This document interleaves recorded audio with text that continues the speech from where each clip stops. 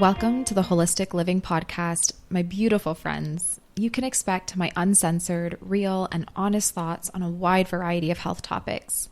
If you love to learn on ways to improve your health, your life, your mindset, your emotions, and everything in between in a natural way, you are in the right place, and I am so excited to have you here. Hello, everyone, and welcome to episode 8 of the Holistic Living Podcast. Today, we are talking about the immune system. I'm going to be sharing with you different components of the immune system and explaining some of the immunology of that. We're also going to talk about signs of a weakened immune system, as that's very important. And then, of course, we're going to talk about some factors that weaken the immune system, as well as some recommendations and supplements. I am going to be sharing with you a little bit more biology when we talk about the different components of the immune system. I find that there are so many amazing, holistic health practitioners and educators, but I find that the information that they're sharing is always more generalized and more basic. So it's a lot easier to understand, which can be helpful, but then we don't get to have that really deep insight into how the body works. And if you've been following me for any period of time, you know that I live, eat, sleep, and breathe immunology, and I love explaining it in a way that gives you more information, some deeper knowledge on what's actually happening in the body without hopefully overwhelming you too much. So that's what my plan is going to be today. The first little bit of this podcast will be a little bit technical, but don't let that stress you out or overwhelm you. Really, the takeaway will be just understanding how complicated the immune system actually is and how vast it actually is. And then we'll get into the good stuff, the different factors that will weaken it, some signs, symptoms, and some remedies. So just to dive in, our immune system is our powerful, vital force that helps us stay alive and healthy. There are many components of the immune system that work in harmony for a healthy, functioning body. Obviously, we're not going to be able to cover all of it here. It's such a vast topic that will take hours and hours and hours to explain, but I am going to talk about some of the more important aspects, hopefully giving you some knowledge and information on how your immune system is actually spread out throughout your entire body. And again, giving you that knowledge of what's actually happening when your immune system is working. So let's just jump on in, and let's start by talking about bone marrow stem cells, which are unspecialized cells that will go on to become our white blood cells, red blood cells, and platelets. So our bone marrow stem cells will either form into the white blood cells, red blood cells, or platelets. White blood cells specifically are found throughout the body, and these are like the army of the immune system. They are found in many different tissues, including our lymph nodes, the lymph itself, blood, interstitial fluid, and our connective tissue. And the white blood cells can either be neutrophils, eosinophils, and basophils, or monocytes that eventually become macrophages and B and T cells.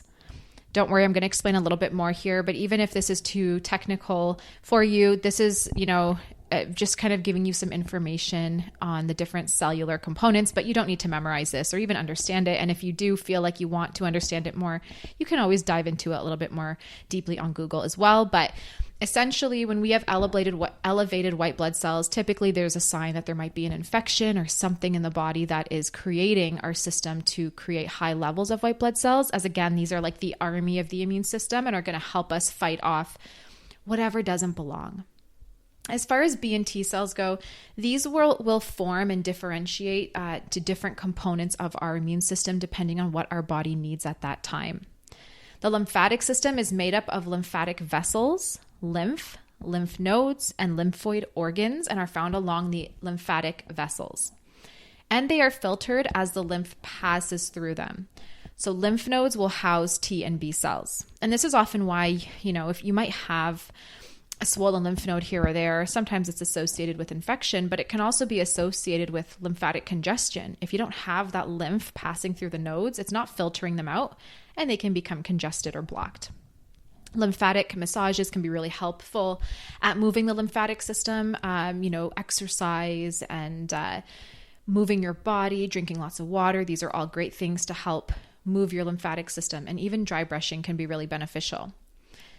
Tonsils are included in the lymphoid organs, which are strategically placed in the oral cavity, and nasal cavities to encounter microbes or their byproducts, which may enter the epithelium. Similar groups of lymphoid tissues are found all over the body, mainly in the gut, which is the mucosa-associated lymphoid tissue known as MALT. Many microbes will reside in the gut, so it makes sense that the largest concentration of lymphoid tissues are also present in the gut, about 70 to 80% of our lymphoid tissue. MALT prevents microbes from passing through the gut and from taking hold and causing damage to our gut lining. So having that lymphoid tissue there, having that immune system there is keeping our gut healthy and strong. And if you think about it, the majority of the pathogens we are having in our system are really coming through our ingestion, or are coming through our food, or something that was, is entering our mouth and it's ending up in our gut. So having and a lot of food is coming into our system constantly, as well as water. So having a large immune system in the gut is really essential to make sure that these microbes that we do have in the body are not seeping from the gut into the bloodstream and causing further damage. Now, of course, there can be damage to what we call the MALT, or that mucosa lymphoid tissue in the gut. There can be leaky gut, there can be gut inflammation, all of which will make us more susceptible to being impacted by the different microbes. But ideally, we do have that immune system there to try and protect us. If there is damage to that portion of the immune system in the gut, that's what we would need to work on and strengthen. So moving on, let's talk about the thymus. This is another major immune organ, and it produces a hormone called thymosin. This regulates the maturation of T cells. You guys might have heard me talk about T cells before, which differentiate into like T helper cell 1 or Th1, T helper cell 2 known as Th2, or Th17 or Th22, Th9, etc., etc. These, again, different components of the immune system will create, different inflammatory responses, whether it's from an allergen or, pathogens. Th1 cells are surveillance. So they scan the body for viruses, pathogens, and cancer cells and eliminate them. So it's really crucial we have a strong Th1 immune response. And so having that thymus gland, the thymosin, is going to actually help these T cells mature so that they can turn into Th1 or other, Th cells. These T cells mature in the thymus and they learn to distinguish foreign antigen, so where it would elicit a response, from normal cellular antigen. So they're distinguishing foreign from normal cellular antigens. And the B cells will mature and specialize in the bone marrow. Okay, so T cells mature and specialize in the thymus, B cells in the bone marrow, which will then go on to become white blood cells or red blood cells or platelets. Okay, the reticular endothelial tissue, or non-lymphoid immune tissue, is found in the spleen, liver, and bone marrow, and it consists of reticulum cells and the sinuses even. They're rich in white blood cells where blood will filter through. The liver has specialized phagocytic Kupffer cells that remove bacteria, debris, and antigen antibody complexes. So again, this might seem a little complicated, and you might be thinking, okay, what is she talking about, or why does this matter? You don't need to memorize this stuff. Again, this is really just to explain how vast our immune system is, and the fact that there are even immune cells in our spleen, our liver, our bone marrow, our sinuses, our oral cavity, and everything else. We are immunity head to toe. And this is why it's so important that we take care of our body, because our immune system is so vast, and quite literally every single day it's killing cancer cells that should have formed into full-on cancer. It's killing pathogens that should have created major issues and infections for us. It's doing so much. It's healing wounds, it's healing tissues, it's repairing cells in every single part of our body.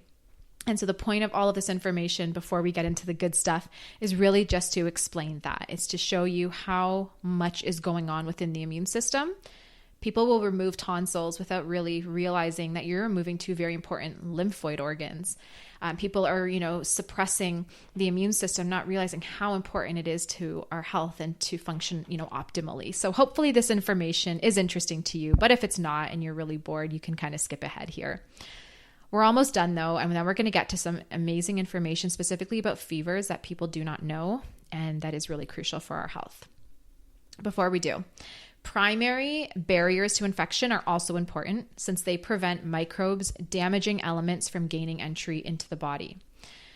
So pathogens have these damaging elements. So there are the different pathogens that come in our body, they not only destroy our good probiotics, but they are very damaging to the body. They can gain entry into our system and create an infection. So having these barriers like our skin and our mucous membranes, our sinuses, our oral cavities, our respiratory tract, these are our first line of defense that are going to keep these pathogens that are very damaging out of the body.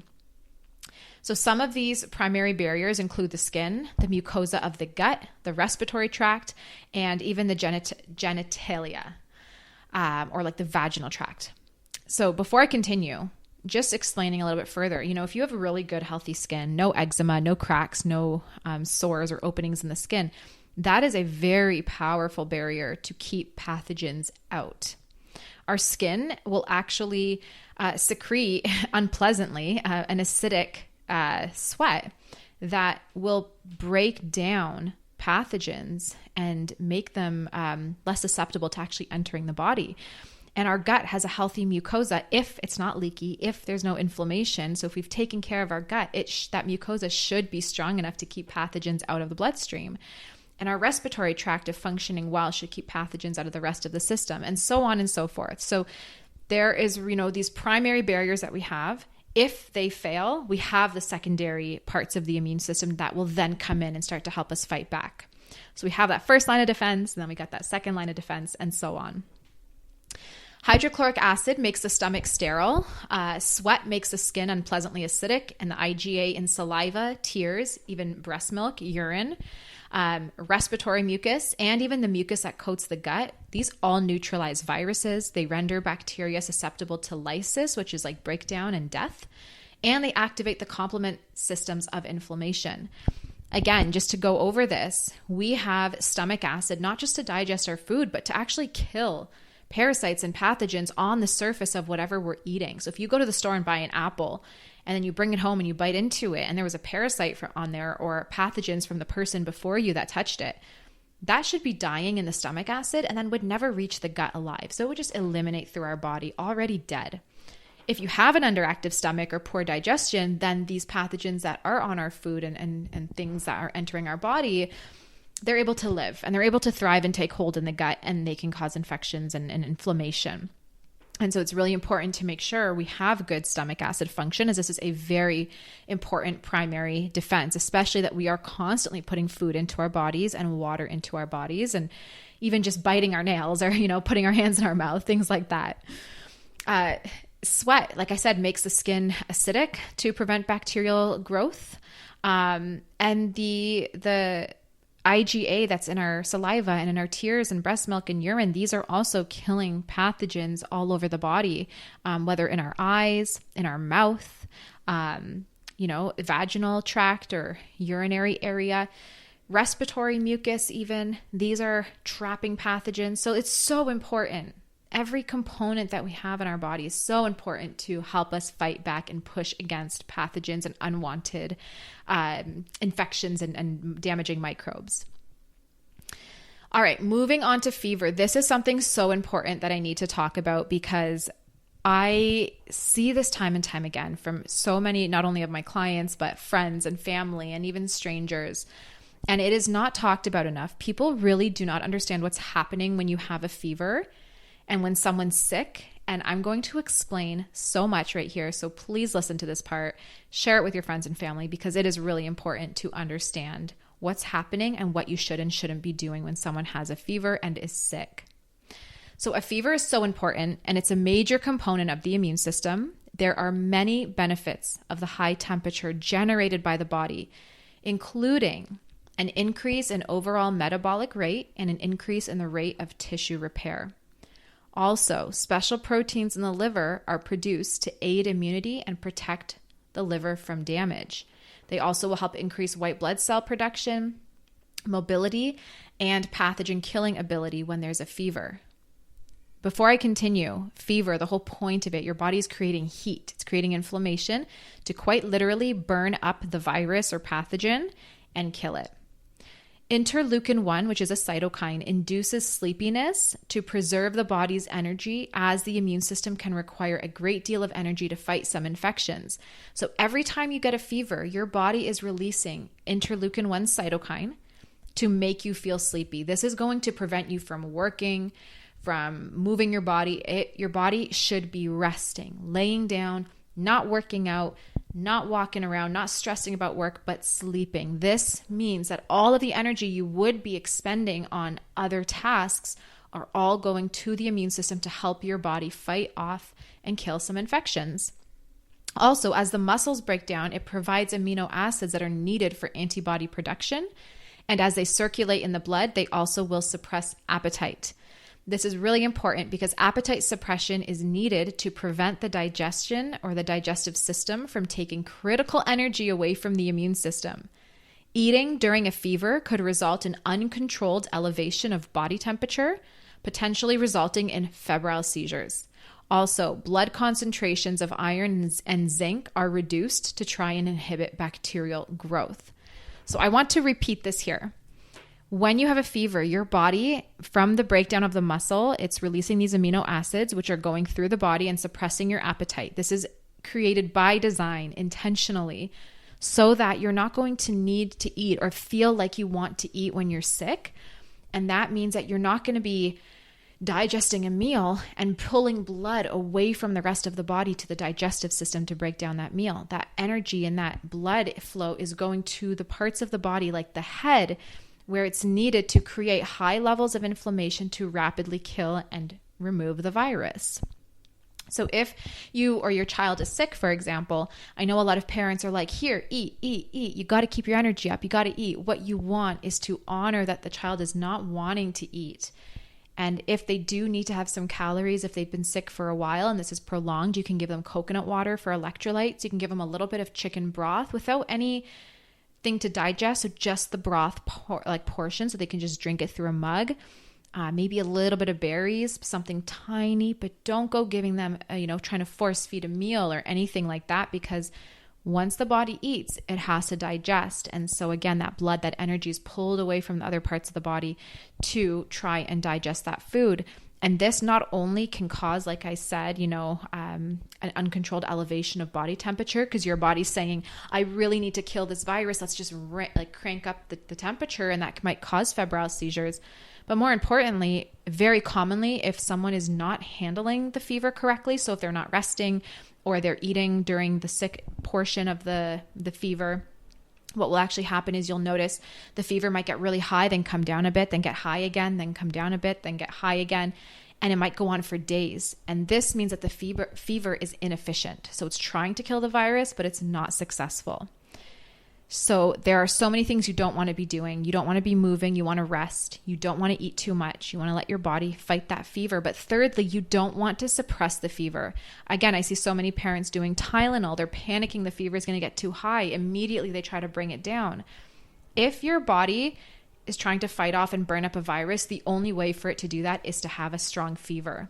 If you suppress the fever, and through homeopathy, we know that when a fever or any disease process is suppressed, that disease doesn't go away. It just moves deeper into the body and manifests as a more progressed version of the disease or symptom. So it ends up making you sicker and more chronically ill. An example of that, somebody who gets mono as a child, and they end up having a fever, and if it gets suppressed or they take medications to try and stop the fever and the symptoms, then they get a full-blown Epstein-Barr virus chronically, because Epstein-Barr is what's driving mono. And if they don't actually get to kill that virus because they've suppressed the fever, then that virus is allowed to continue in the system, and it creates insane symptoms as they get older, including and not limited to fibromyalgia and so much more, making them more susceptible to even contracting Lyme disease and everything else. So it is crucial to let your body, let your immune system do what it's supposed to do, and really try to do as little intervention as possible when someone is sick. If the fever has been high for so long and you're not sure why, and you're nervous, you can give a homeopathic remedy like belladonna. Belladonna is beautiful because it's meant for people who have a fever. And essentially, when you're taking belladonna, it's not stopping the fever, it's actually making it more efficient. So it's actually making the fever more efficient to kill the virus, so then it can calm down and weaken quicker. So you're not having days of elevated fever or temperature. So try to not do Tylenol if you can help it. Try instead, when someone is sick, to give them coconut water or broth, like a chicken bone broth with nothing else added to it. Make sure you're resting a lot. Honor your body. Let the body have the fever. If you do need to ever intervene and bring it down, try a cool compress on the head for a little bit. Try the belladonna homeopathic. Let your body do its thing. So as you can see, our bodies are pretty incredible, and all our systems work in harmony to help us fight off infections. And it's so incredible to see how amazing our immune system truly is. All right, so now that we talked about some of the components of the immune system, now I'd like to go into some of the factors that weaken immunity. I don't want this podcast to be super long, so I'm going to run through this portion fairly quickly. I feel like most of these you're familiar with, but I will share them as a reminder. Now, this is not an all-inclusive list, and there is so much more that will weaken the immune system, but these are the most common ones. The first one I see is poor quality sleep. Poor quality sleep weakens the body's ability to protect and heal itself and is one of the most common causes of weakened immunity in our world today. And this is why after a poor night's sleep, you may often wake up feeling sick, stuffed up, with a sore throat, etc. It is so crucial to make sure you're sleeping within your circadian rhythm window, as this will give you those alpha and delta waves of sleep, that REM sleep that you need to repair your immune system and your tissues and your cells.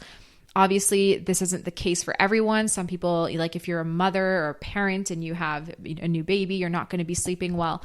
But once you are able to actually get some good sleep, do your best to go to sleep at the right time, between 9:30 and 10:30 p.m. every night, and wake up between 6 and 7. Sleeping within your circadian rhythm is so important. This honestly is a flex. Most people go to bed 1 a.m., 2 a.m., and they think that's a flex to be able to say, oh, I go to bed super late and I sleep until 10 a.m. every day. It's not. It's really damaging your health and your immune system. Love on your body, take care of your immune system, and sleep at the right time each night. The second thing, a lack of protein and other immune building nutrients. Your body cannot make antigens and immune cells without enough amino acids. Whether you are deficient in protein from either a poor diet, from poor absorption through the gut, so maybe bad digestion, etc., it doesn't matter the reason. If you have a lack of protein from whatever the reason, it will deprive the immune system of those important building blocks that it needs. Specifically when it comes to the vegan diet, I'm not telling people to not eat vegan. You can definitely eat plant-based or however you feel is best for you.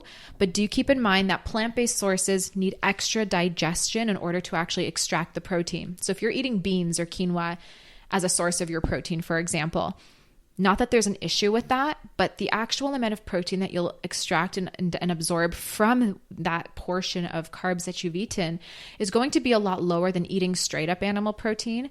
Because if you have difficulty digesting anything, your body's going to not be able to absorb and utilize a lot of the protein in that meal. You'll just be kind of eliminating it, a lot of it through your stool. So just assess your diet. Make sure whichever diet you're following, you are getting plenty of protein in. I typically like to say for a moderately active person, 1 gram of protein for every pound of body weight you have. So if you weigh 120 pounds, you want to be consuming 120 grams of protein a day. You can get this in through foods, through protein powders, and however else you need. Poor digestion stresses the GI tract, which can also cause inflammation and dysbiosis and may also prevent the absorption of nutrients from our food. So it's crucial to support your liver, your stomach, your pancreas to get and your gallbladder for bile to make sure you're going to have enough enzyme release to fully break down and absorb the nutrients from your food. But at the same time, make sure that there's no inflammation in the gut, as gut inflammation leads to poor absorption. Lack of beneficial bacteria in our GI tract will also cause a weakened immune system, because our gut has the majority of our lymph and lymphoid tissues in our immune system, and we need to be supporting it mainly with probiotics to have a healthy gut to minimize dysbiosis, as dysbiosis will greatly dampen the immune system's ability to function properly. And a way that I like to explain this is, imagine that you have a house you want to be painting. You need to paint the walls in the house because it's super outdated and you just need to change the color. But every time you go to try and get to this project and tackle it, something big happens that takes your attention away from the painting project. Maybe somebody got sick. Maybe there's a crisis at work. Maybe, I don't know, your house flooded. Whatever the reason might be, every time you try to paint something, some kind of crisis happens that you need to attend to first. you'll never actually get to the project of painting that wall. That wall will just sit there unpainted forever. The immune system is the same way. If you have things that need to be supported by the immune system and need to be repaired, but then you have dysbiosis in the gut, your immune system is constantly trying to clear out the pathogens in the gut that it has no more time or energy to focus on other parts of the body. And this is what can cause that Th2 dominance, that Th1 deficiency, and start to create poor immune health. So working on dysbiosis and supporting your body to clear out pathogens is really important. Skin disorders like eczema or mucous membrane conditions will also stress the immune system and weaken the body's first level of defense against infection. So it's really important to have a really good, healthy skin. Make sure there's no cracks. Make sure there's no openings in the skin or in the mucosa to make sure you have a really good immune system. Don't go and trim your nose hairs, people. You need those. Those are there to catch on to particles and things you're breathing in through the mucous membranes. So it's a first line of defense. It's supporting and part of your immune system. You need it. Please don't trim the nose hairs. Don't get rid of them. Just thought I'd put that in there. Okay. Any form of stress can cause the release of excess cortisol, which is immunosuppressive. For this reason, weakened or stressed adrenal glands can lead to immune system suppression. So if you also have chronic stress, you're chronically releasing cortisol, you're getting that adrenal fatigue, your immune system is going to be really exhausted. Stress is a huge immune system weakness right up beside not enough protein and lack of sleep. So this is crucial to make sure you're doing things to support your stress, to manage your stress, and work on supporting your adrenals. Food and environmental pollutants and toxins greatly strain the body's detox systems as well and can directly weaken immunity. So just making sure, again, you're not burdening your body with toxins and other stuff because it already has so much to deal with. Getting air purifiers, making sure you're not exposed to a lot of pollutants and chemicals will really help. Steroid drugs, topical, inhalers, injected, etc., these are immunosuppressive. Chronic steroid use for eczema or asthma can greatly weaken your immune system and tip you towards Th2 dominance and therefore causing you to lose your cancer and pathogen surveillance and also starting to elevate your histamine and inflammation. Antibiotics, chlorine. So if you swim in a pool often that has chlorine or you shower in chlorinated water and don't have a filter, severe diarrhea, illness, or even starvation will kill healthy gut bacteria and break down the important defense systems that protect us from pathogens. Circling back to antibiotics and chlorine, these really kill off microbes, beneficial microbes in the gut, and they also strain and burden the liver, therefore, again, stressing out our immune system. Symbionts will stimulate secretory IgA and crowd out pathogens that may want to take hold in the gut. So dysbiosis leads to leaky gut, which overburdens our immune system and leads to weakened immunity. Allergies that arise from this condition will also weaken our immune system further. When you have an allergy, say whether it's a seasonal allergy or to something like a food, your body releases IgE antibodies, which attach to mast cells and literally blow them up, causing the mast cells to secrete a lot of histamine.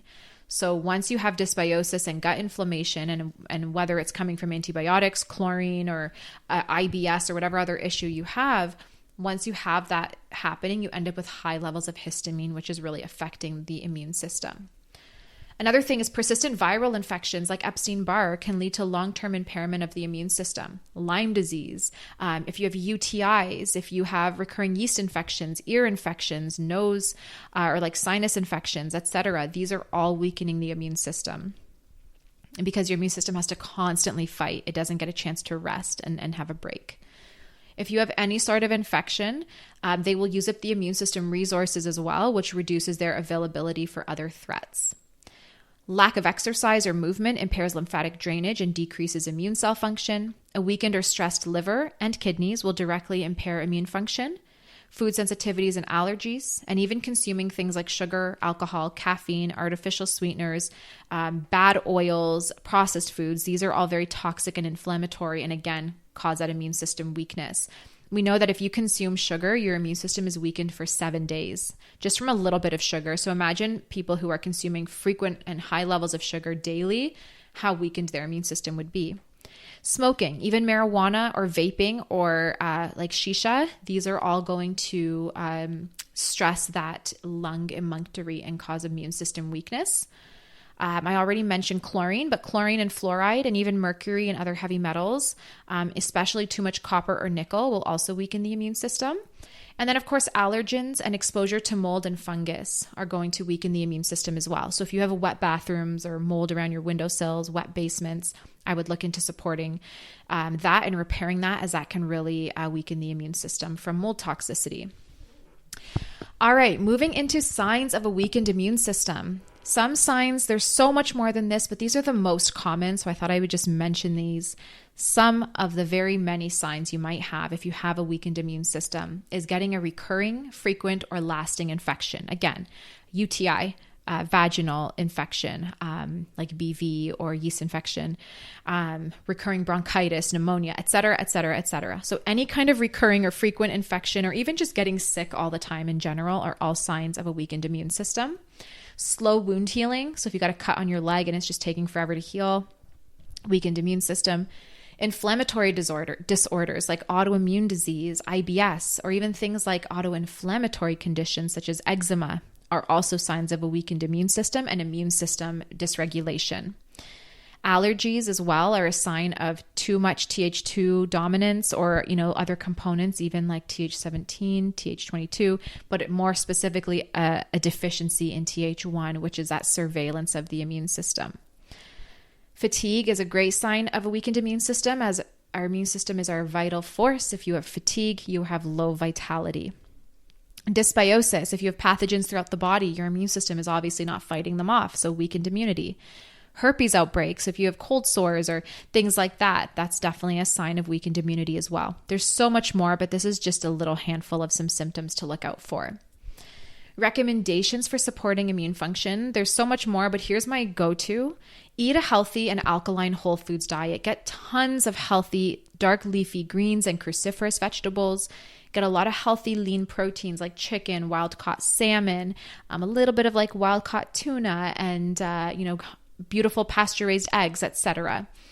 Get healthy fats from nuts and seeds, and soluble fiber like flax and chia and avocados and coconut, and a little bit of healthy carbs coming from whole grains like quinoa and buckwheat, which are technically seeds, but amaranth or millet.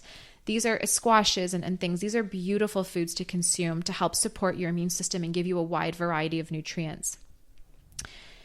Again, though, make sure you're eating sufficient protein. Also consume a lot of fresh garlic and onions if you can digest them, as long as you're not on a low FODMAP diet. These will help so much. They're prebiotics, so they'll feed the probiotics, but they're also very antifungal, so they will help kill off pathogens. And because they contain sulfur, they can boost your immune system and liver function. You want to avoid foods you're sensitive to. So if you know you don't tolerate dairy well, or you don't tolerate eggs well, don't eat them. They're just going to cause inflammation, which again will weaken the immune system. You want to avoid sugar and other toxins that we already mentioned above in the earlier part of the podcast. Drink plenty of good filtered water. Try to use a Berkey or reverse osmosis, something that will purify the water and not have to drink out of plastic bottles, which will again just further weaken the immune system from the toxins in the plastic.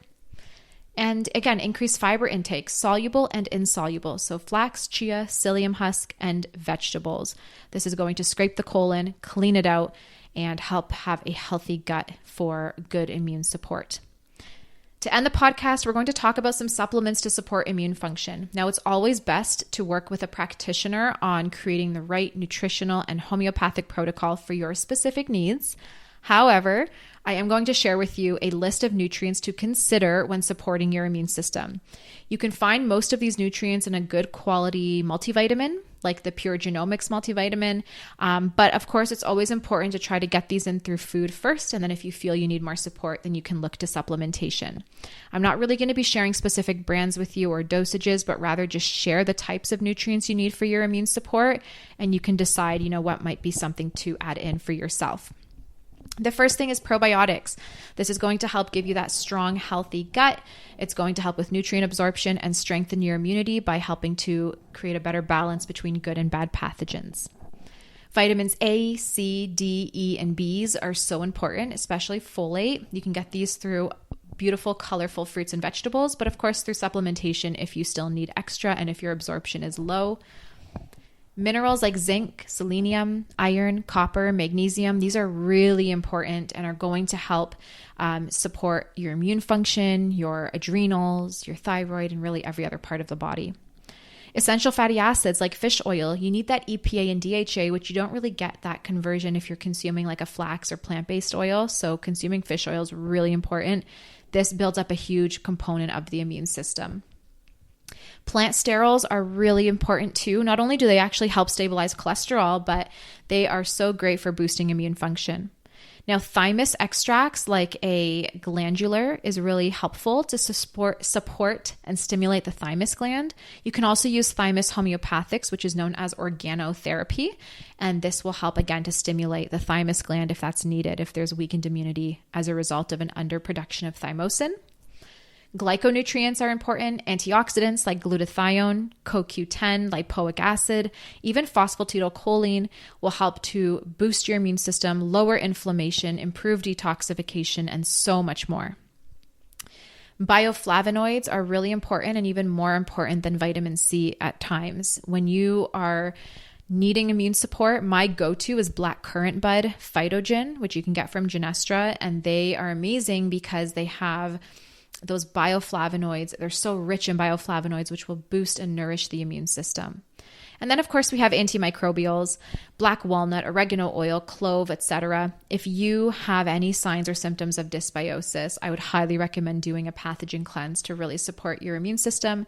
I will link my seasonal candida and parasite cleanse and leaky gut protocol bundle in the description of the podcast. I would definitely recommend checking it out. It works so well as it gives you all the support you need to help on a proper and safe cleanse. Medicinal mushrooms like chaga and reishi are my two top mushrooms. Ganoderma has been studied over and over to show its immunomodulatory effects on our immune system, showing how incredible it is to support our immune system.